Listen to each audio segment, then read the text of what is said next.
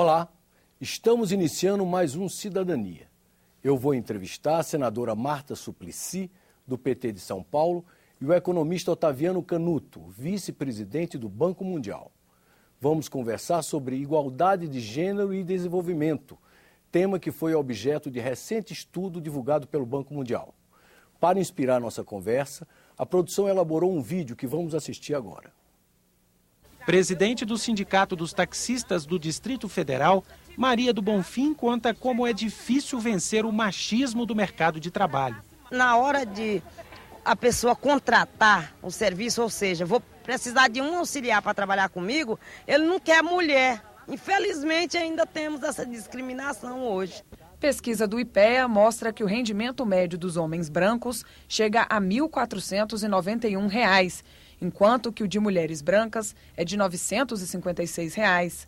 Já os homens negros recebem, em média, R$ 833 e as mulheres negras, R$ 544. As mudanças culturais sempre acontecem no longo prazo, né? Mas a gente não pode esperar que mudem naturalmente, porque isso a história mostra que a gente levaria séculos se fosse esperar. Então, acho que as políticas e as instituições podem incentivar o compartilhamento. Senadora Marta, queria começar a nossa conversa. Os dados do IPEA, obviamente, indicam que, apesar dos avanços que tivemos em nosso país, hoje temos até uma presidenta mulher, a discriminação no mundo do trabalho é evidente, não é? Como é que a senhora enxerga essa situação? Olha, é tristíssimo, porque o que nós podemos ver que há discriminação, mas tem ainda uma coisa pior do que a discriminação curta em relação à mulher, é a mulher negra. Porque a mulher branca já ganha menos que o homem e a mulher negra já ganha menos que o homem negro, que ganha menos que a mulher branca. Então, isso é um quadro que muito frustrante de se observar. E o que eu achei mais interessante do que eu tenho observado em relação a essa discriminação no trabalho, eu não sei, todas nós mulheres que trabalhamos tanto em relação à causa da mulher, a direitos iguais, é que nós imaginávamos que quando tivéssemos a faixa de escolaridade semelhante ao do homem, a situação mudaria. Isso não aconteceu. Quer dizer, hoje nós temos até uma escolaridade mais alta e aconteceu o contrário. Para o mesmo trabalho, a mesma escolaridade, na faixa de escolaridade mais alta, e quanto mais, pior a diferença entre os dois. Quer dizer, é uma indagação, para mim, recente, porque até pouquíssimo tempo eu acreditava que a educação era o caminho. Hoje eu percebo que a educação é um sine qua non. Quer dizer, sem educação nós não vamos na esquina, mas só a educação não nos levará à igualdade. Doutor Canuto, esse quadro colocado pela senadora Marta Suplicy é comum em outros países? É sim. Há países desenvolvidos, mesmo países como a Alemanha, onde para cada euro ganho por um homem, numa mesma ocupação, uma mulher ganha 80 centavos de euro. O Brasil, essa média é de 0,73 centavos. E há casos ainda mais problemáticos, como Bangladesh, onde a diferença é de 0,21 centavos para um dólar entre a mulher e o homem. Mas há um problema geral. E a senadora está inteiramente correta. A educação se revela uma condição necessária, mas não suficiente. É preciso ter um pouco mais de políticas ativas para combater esse preconceito implícito. Até porque é um custo econômico muito grande, por exemplo. Mulheres que gostariam e que poderiam ocupar certas posições no mercado de trabalho e que hoje são impedidas de fazê-lo pelo mesmo tipo de preconceito, elas poderiam aumentar, são atividades com maior produtividade, e se elas pudessem também operar com os homens lá, a produtividade geral no país cresceria. 3 a 25% a possibilidade, dependendo do país. É muito forte. Do país. Mas quando o senhor colocava o ponto, falando da Alemanha, eu lembrei de uma imagem que essa semana nós vimos e que me fez pensar que como o mundo mudou e não mudou. De repente, nós tínhamos discutindo o mundo. Uma mulher, Angela Merkel, e outra mulher, Dilma Rousseff. E depois, a mulher que está realmente com o poder bélico no mundo, e que a gente percebe os esforços que ela está fazendo, é a Hillary Clinton. Quer dizer, nós temos 3 mulheres hoje... Superpoderosas. Mas não é superpoderosa, me diga alguém mais poderoso nos diferentes hemisférios. E, ao mesmo tempo, a nossa condição feminina ainda é uma condição tão ruim em tantos países, no próprio Brasil. Não adianta a gente dizer a gente tem uma presidenta, então que bom, estamos lá. Não, eu acho que a única coisa interessante, acho que a eleição da presidenta Dilma, ela abriu uma avenida para nós mulheres, né? Eu acho que teve repercussão imediata, um impacto, né? Desde aqui eu ter me tornado vice-presidência, na Câmara ter tido uma vice-presidência, no Senado em 185 anos isso nunca tinha ocorrido, uma diretora-geral na casa nunca tinha ocorrido. Quer dizer, teve um impacto fantástico. No simbólico, isso vai ser fantástico, porque a menininha que está nos assistindo e está vendo uma presidenta, chefe da nação, na televisão todo dia, ela não tem teto, ela vai poder, entende? Isso vai ser muito forte, nós não sabemos, não tem pesquisa ainda para dizer o que vai acontecer. E, doutor Canuto, como é que fica o Brasil se a gente fosse fazer um ranking internacional em relação aos problemas enfrentados pelas mulheres brasileiras na sociedade em geral? Eu posso falar de posição do Brasil em relação a várias dimensões. Vamos pegar, por exemplo, o ponto levantado pela senadora, que é perfeito. Nós hoje temos mulheres ocupando posições-chave no executivo de países poderosos. Por outro lado, a representação parlamentar da mulher no mundo ainda está aquém daquilo que se imaginaria a partir da proporção de mulheres no mundo. Nessa área, o Brasil vai mal. O Brasil... E muito mal. Pois é. Apesar da política de cotas, porque a legislação... Nada, essa política deu errado. Procurou induzir, não é? Que eu sou autora. Deu errado, porque ela foi aguada na hora de aprovação. Tiraram a penalidade. Na hora que você tirou a penalidade, os partidos... Tornou sem eficácia. Eles deixam lá 30% de vaga e não põe nada. Para vereador, eu acho que teve efeito. O senhor disse que estamos mal, mas em que dimensão? Na dimensão de representação parlamentar. Em que lugar estaríamos? 116. Puxa, então estamos muito mal, né? Isso, evidentemente, flutua a períodos, mas, no geral, hoje, com os dados que nós levantamos, comparando os países, essa é uma área... O que é paradoxal, porque, por exemplo, na área de inserção da mulher no mercado de trabalho, a América Latina e o Brasil, particularmente, mulheres que ingressaram no mercado de trabalho. Não quer dizer condição de igualdade. A gente tem condições de desigualdade operando forte.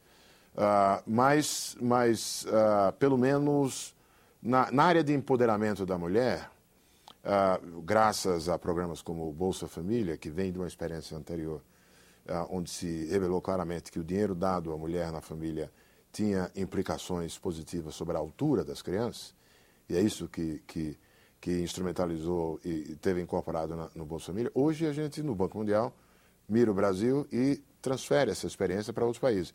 E em outros países, onde se tem repetido essa prática de dar o dinheiro para a mulher na casa, o efeito tem sido também o de aumento da altura das crianças. Na África do Sul, Namíbia, Etiópia. E comparativamente aos chamados BRICS, nós, em relação à Rússia, à Índia e à China, que são os países chamados emergentes. Aí nós temos situações bem diferentes nas diversas áreas. A Rússia e, em geral, os países da Europa Oriental têm uma condição de igualdade de gênero que não é das piores. Essa é uma herança do período anterior, onde já houve maior preocupação com isso. China, a política de uma criança, por exemplo, por lá, teve efeitos terríveis combinada com as técnicas modernas, as possibilidades modernas de visualizar o feto, se é masculino ou feminino, acabou criando, sendo direto, abortos e mortes prematuras de crianças, de fetos. Mulheres. Faz parte da nossa estatística de mulheres faltantes no mundo. Quer dizer, a problemática na China é uma outra. No caso da Índia, ainda tem uma experiência positiva, por exemplo, o que o relatório mostra, com ação afirmativa na área parlamentar. Porque nas partes da Índia onde ocorreu uma mudança na composição parlamentar com mais mulheres, passou-se a ter mais atenção a políticas de irrigação e saneamento, porque isso tem efeito sobre a saúde das crianças e diminuiu a corrupção. Não é interessante? Agora, senadora Marta, a gente falou aqui rapidamente da política de cotas, que a senhora fez a crítica de que foi esvaziada, né? Mas avançamos. A lei da Maria da Penha, o Bolsa Família, de certa forma, foi um instrumento. Na sua opinião, o que faltaria para incrementar mais o empoderamento da mulher brasileira? Olha, eu acho que nós estamos passando muito rápido na pobreza que é o parlamento brasileiro em relação à mulher. Porque se nós não melhoramos, e nós não melhoramos, nós estamos com o Congresso Nacional, vamos por 10%, isso significa estagnação. Se nós falamos em estagnação em 10 anos ou 15 anos, isso é um retrocesso, gente. O mundo inteiro melhorou, menos nós. A Argentina está com uma representação pela lei das cotas de forma eficaz, em lista, com punição, etc., de 35%, a Costa Rica, e nós com 10% há quantos anos? Então, essa é uma questão. E eu concordo como foi aberta a matéria, com uma não sei se era uma jovem ou uma professora. Era do IPE, uma técnica. Era do IPE, que ela disse tem que ter a ação afirmativa, mas é evidente, senão vão ser gerações e gerações e nada vai acontecer para mudar essa situação. Porque na minha avaliação são 2 fatores que tornam muito difícil mudar a situação no Brasil. Um é o político, né? A política de cotas é absolutamente ineficaz, nós temos que ter lista, que a lista garanta recursos e lugar para as mulheres. Sem uma ação afirmativa desse porte, vão ser gerações para chegar numa mudança. A outra é a questão cultural, que aí até eu gostaria de ouvir a opinião da pesquisa do banco, porque o que eu observo num país de dimensões como o Brasil, nós vemos que os senadores ou deputados, eles têm uma facilidade, masculinos, né? Eles têm uma facilidade de vir para Brasília. E ou a família acompanha, ou senão a mulher fica no estado e está tudo tranquilo. O mesmo não é verdadeiro em relação à mulher, né? A mulher, o marido não vem para Brasília. E se ela tem filhos pequenos, é um dilaceramento para a mulher. Filhos ou adolescentes também, porque às vezes a gente acha que é só criança de 5 anos que precisa de mãe. Mas mocinhos e mocinhas de 14, 13, 15 precisam muito de mãe. Então, você quer ficar com o filho também. E o marido quer chegar em casa, ter uma mulher, a geladeira tem que estar cheia, aí entra o cultural. Tem que levar a criança no dentista, ele não pode faltar, a mulher sempre fez isso. Bom, é muito difícil. Então, o que nós vemos hoje? Além da representação baixíssima, nós vemos a maioria das congressistas são viúvas, ou divorciadas, ou solteiras, ou esposas de parlamentar. Um aspecto curioso que não é lembrado, que a senhora observa nesse momento. Nada curioso, existe. Eu acho que esses 2 fatores, o político e o cultural, nós temos que destrinchar isso. E eu gostaria de ouvi-lo como isso se passa nos outros países que são mais semelhantes a nós. Como é que as mulheres fazem? Que dimensão isso está? Olha, senadora, uma das pesquisas que a gente mostra no relatório é a proporção do tempo gasto por homens e mulheres em casa, nas tarefas domésticas, que é um indicador. Esse é um aspecto importante, porque se a mulher não é liberada da tarefa doméstica, quer seja por melhores condições de acesso à água, à eletricidade, quer seja por uma partilha, o tempo dedicado ao exercício do estudo e da profissão diminui. O impressionante é que não escapa nenhum país daqueles pesquisados por nós, até a Suécia. Onde o homem trabalhe mais na casa. Ou seja, o senhor diria que em todo mundo as mulheres enfrentam problemas. Porém, o grau é bem diferenciado. Por exemplo, tem lá na nossa pesquisa a Suécia com uma proporção do trabalho doméstico feito pelo homem que é menor do que aquela que nós, pesquisadores, imaginávamos antes. mas é bem diferente de casos de outros países e o Brasil está no meio ali. O Brasil está no meio. Então, esse problema, por exemplo, alguns dos problemas, como na microfísica do poder na casa e na repartição de tarefas, eu diria que todos os países enfrentam de uma maneira ou outra.